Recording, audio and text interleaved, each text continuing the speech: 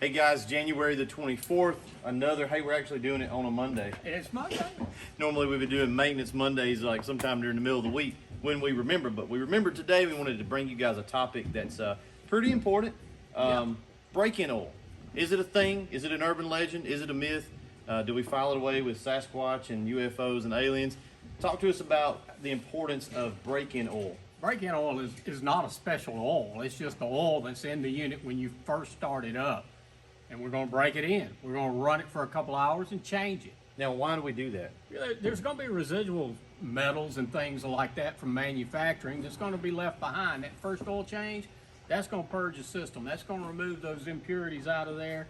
Little metal flakes. I don't know if you can get a little shot. That's the first change on this one. You got a few shiny spots in there, some metallic. Looks like we're panning for gold. Hey, I wish it was. So there's a little story behind this specific pressure washer right here, and we can talk about that along with this topic, kind of bleed them together.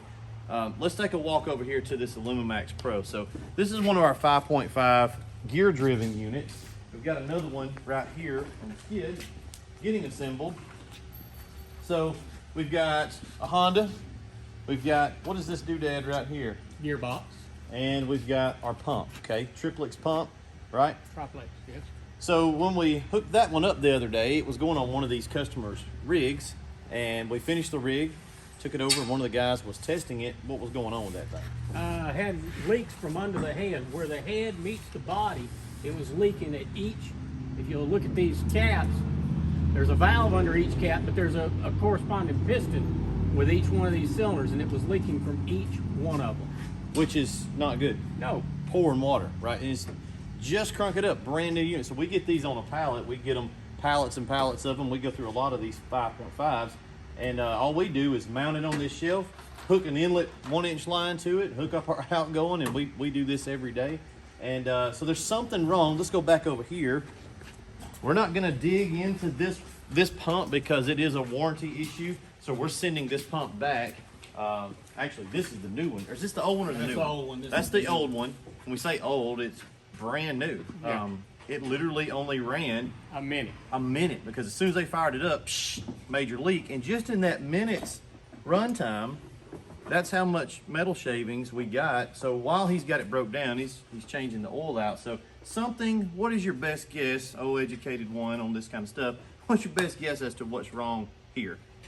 I believe we've got some damaged seals that possibly happened during assembly. Right.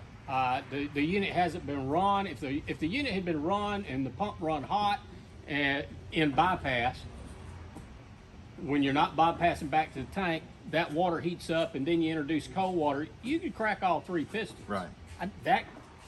That's off the table. That brand new. unit's run So we a know minute. that didn't happen. What he's talking about is not bypassing to a tank, just with your little loop jumper hose, and it runs and runs and runs, and then you go back to some cold water. You've heated those pistons, and you kind of cook the seals. Yeah. Well, we know that didn't happen here because it's brand new. No. So what we're going to do is we've already gotten a replacement here. This is the new one. We're going to change it out. The customer gets, neither here nor there to the end guy that's getting this skid. So brand new. Now, we get a lot of guys, I won't say a lot, but there's a fair many where they have a problem like that and they think that it's a bad pump. Very rare, extremely rare. We've went through, I couldn't tell you how many 5.5s completely assembled.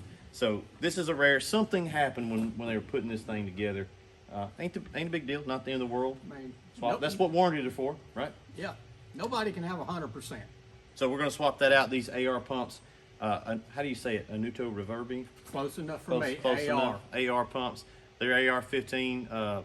They do have the shoulder thing that goes up and a barrel shroud. So some of you gun guys will appreciate that meme. But yeah, break-in oil does matter. You do want to change that oil out. What's the recommended interval on that first cycle?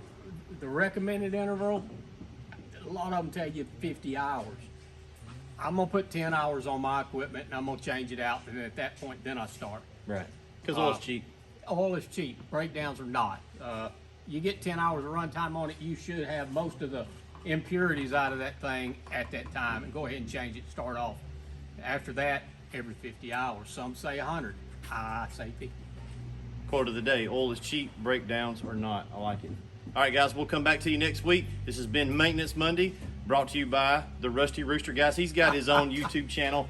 We'll put a link down in the description. So Richard's got a good channel for all things. Look, I rant about this a lot. Basic dude stuff. You got to know basic dude stuff. If you're lacking in that department, go hit up the Rusty Rooster channel, educate yourself.